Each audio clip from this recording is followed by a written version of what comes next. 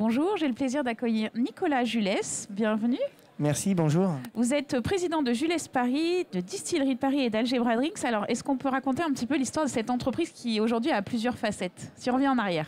Alors si on revient en arrière, la base, c'est une impulsion familiale, l'envie de travailler ensemble dans le milieu de la gastronomie qui était notre passion, mais aussi notre culture familiale historique.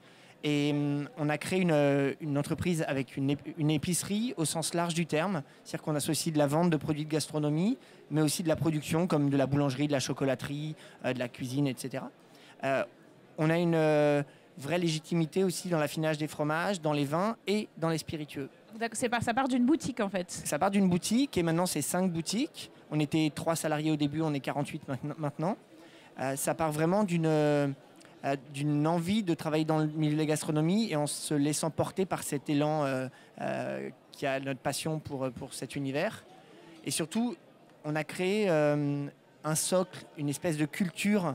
On s'est construit, on a pris une position personnelle par rapport à ce milieu de la gastronomie.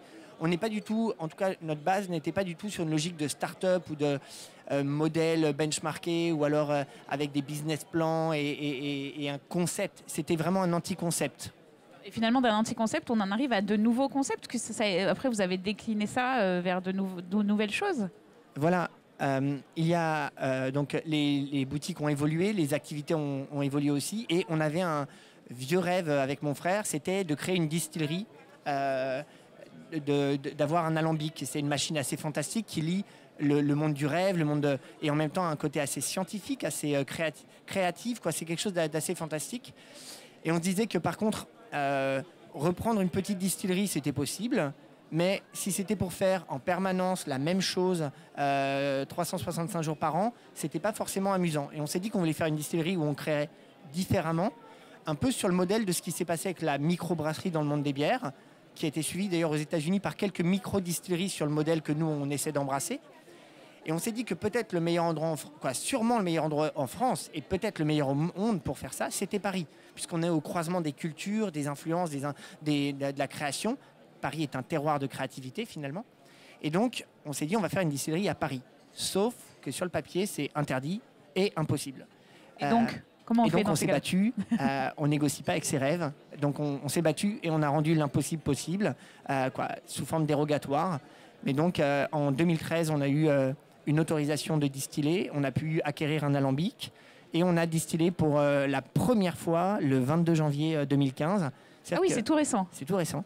C'est le premier distillat légal qui n'ait jamais été produit à Paris. D'accord. Et c'est à destination de qui, ces produits-là? Alors, Est-ce qu'on peut déguster sur place? Comment ça se passe? Alors, bien sûr, on va vendre dans nos boutiques, les boutiques Julès Paris, mais c'est avant tout destiné au B2B, c'est-à-dire qu'on va vendre à des cavistes, à des restaurateurs qui vont promouvoir notre produit et qui vont comprendre cet univers, cette envie qu'on a de créer des spiritueux complètement sincères, authentiques.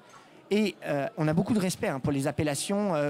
Pour nous, cognac, c'est certainement la mecque des spiritueux. Mais en même temps, nous, on est libérés de toute notion d'AOC. C'est-à-dire qu'on peut faire de l'innovation et de la créativité. Donc, on va vraiment jouer sur ce critère-là.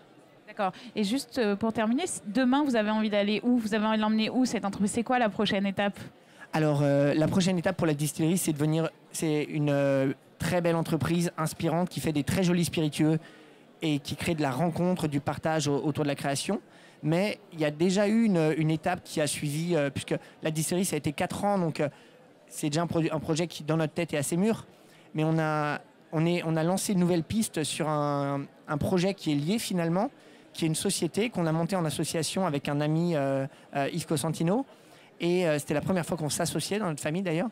On a créé une autre entreprise qui s'appelle Algebra Drinks, qu'on a financée par le financement participatif type crowdlending. Très à la mode en ce moment. Pour Distillerie de Paris, on a fait avec succès un crowdfunding qui a très bien marché.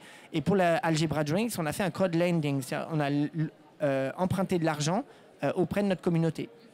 On a levé 50 000 € en 5 jours, donc ce qui est assez sympa en termes de vivacité, on va dire. Et cette entreprise a le projet de créer des cocktails façon grande cuisine, j'ai envie de dire. Dans le sens où le cocktail de bar qu'on adore, qui est du cocktail où on fait devant le client une mixologie minute, mais où les ingrédients ont du mal déjà à être extrêmement précis et en même temps où les choses sont mélangées de façon assez rapide. Et nous, on fait une mixologie délicate qui se fait façon laboratoire, grande gastronomie, qui se fait avec beaucoup de temps, beaucoup de réflexion.